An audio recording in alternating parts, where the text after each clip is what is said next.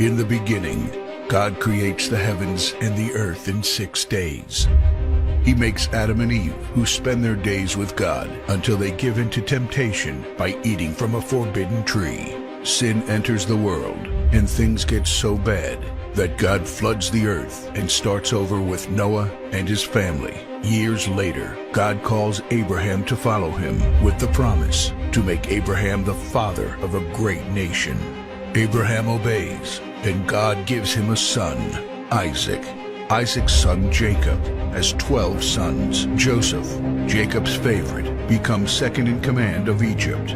God uses him to save his entire family and Egypt from starvation. Hundreds of years later, the Israelites are slaves in Egypt. Moses is called to lead the Israelites out of slavery.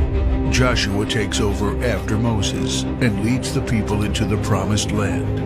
After Joshua, God raises up judges, temporary military leaders like Deborah, Gideon, and Samson, who protect and fight for God's people. The people tire of this leadership, and they call for a king. God gives Israel King Saul, King David, and then King Solomon. But it's all downhill from here. The people rebel. The kingdom of Israel is divided, and everyone turns their back on God.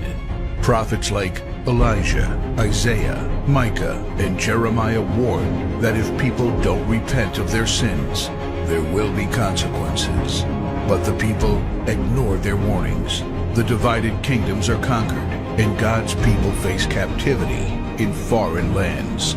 People like Daniel show great courage and stand up for God when no one else does.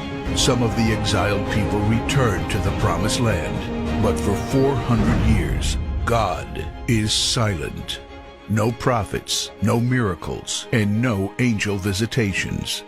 But then, the silence is broken when Jesus is born. He lives a perfect life, teaches truth, and performs miracles, proving He is God. He shows us the full extent of God's love by taking our place and dying on the cross for our sin. He is placed in a grave, but 3 days later, Jesus rises again, conquering sin and death. His followers travel the world, sharing the good news of His love. We now are part of this story and share His love, because one day He will crack open the sky and He will return. It's the greatest story ever told.